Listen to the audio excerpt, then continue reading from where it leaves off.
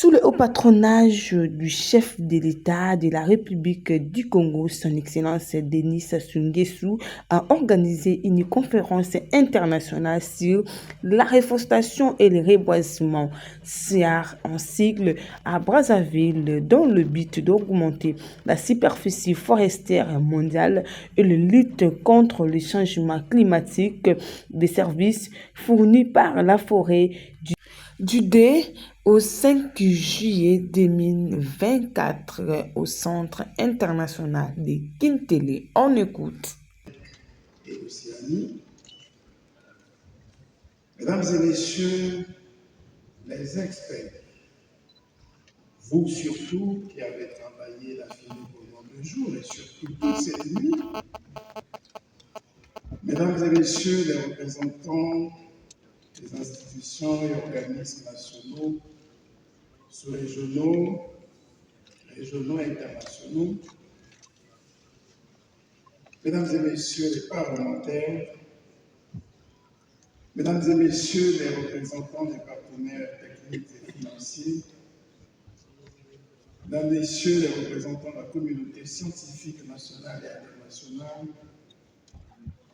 mesdames et messieurs les représentants, président de la République du Congo, chef de l'État, au nom de l'Union africaine et du Forum des Nations unies sur les forêts, de vous adresser mes chaleureuses salutations, tout en vous souhaitant la bienvenue à Brazzaville et un agréable séjour au Congo, terre légendaire d'hospitalité, de paix, d'opportunité et de dialogue, au cœur du bassin du Congo, poumon forestier du monde, que nous gérons avec parcimonie, de concert avec nos frères et sœurs du Cameroun, du Gabon, de la Guinée équatoriale, de la République centrafricaine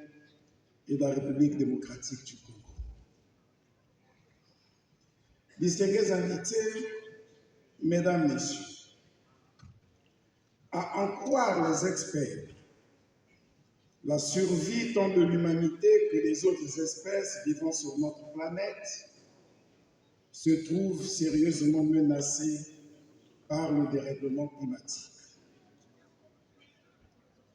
Le 6e rapport du groupe international d'experts sur l'évolution du climat, en sigle GIEC, publié en février 2023, révèle les thématiques abordées ainsi que le format de ce grand rendez-vous planétaire. Permettez-moi toutefois de revenir sur le format et sur les résultats attendus de ces assises.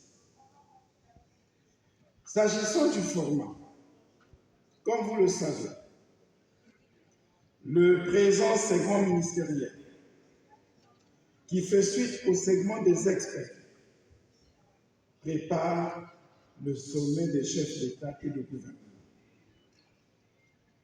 Ainsi, en termes de résultats attendus, il est certain qu'après avoir réalisé ces différentes sessions avec succès, le segment des experts a légué au segment ministériel les conclusions de ses travaux.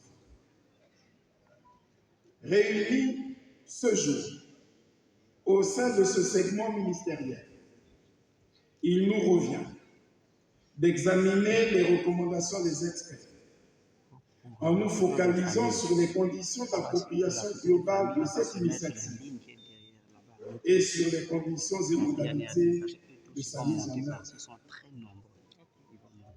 Un accent particulier doit être mis sur la mobilisation des financements et la proposition d'un organe de suivi dédié dont les missions, l'organisation, le fonctionnement et l'ancrage reflèteraient l'importance et le rôle crucial dévolu aux forêts dans un contexte d'accélération avérée le changement climatique.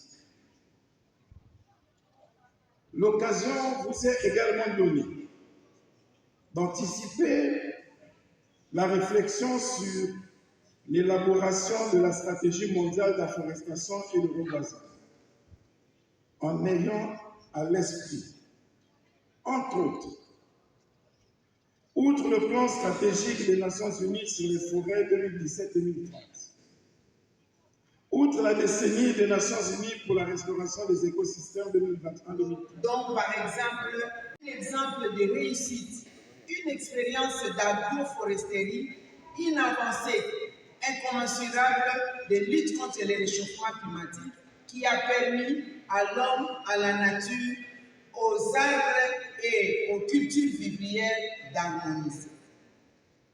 De ces plusieurs expériences, la RDC a mis en place des cadres institutionnels et a modifié son cadre légal pour protéger l'environnement. Nous pouvons citer la création d'un service public de l'État, le Fonds forestier national, qui constitue une banque de la forêt qui se nourrit des taxes de déboisement qui permet à la République démocratique du Congo de disposer des fonds nécessaires pour son programme d'afforestation et de reboisement. Il s'agit aussi de la stratégie de protection des espaces en dehors des aires protégées qui constituent des espaces qui sont en proie de déforestation et autres dégradations. Il s'agit aussi de la construction en cours d'un bâtiment qui va abriter le centre de surveillance forestière qui est en train d'être construit actuellement à l'université de Kinshasa. Mesdames et messieurs, nous avons pris des décisions en République démocratique du Congo salutaires de suspendre l'exportation des grumes brutes pour diminuer la pression sur la forêt. Nous avons pris aussi plusieurs autres décisions pour aider à cet objectif. Excellence, Monsieur le Premier ministre, la célébration chaque année de la journée de l'arbre, c'est aussi un exemple. Et chaque 7 décembre, nous célébrons la République démocratique du Congo.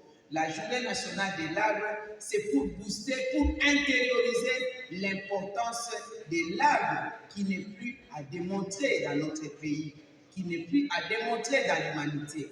Car l'arbre nous reçoit à notre naissance, l'arbre nous accompagne dans notre vie, et l'arbre nous accompagne jusqu'à notre dernier jour, en passant par les lits, les ustensiles de cuisine, notre transport à l'école, à l'éducation et jusqu'à notre cercueil. L'arbre est important, l'arbre nous donne des médicaments.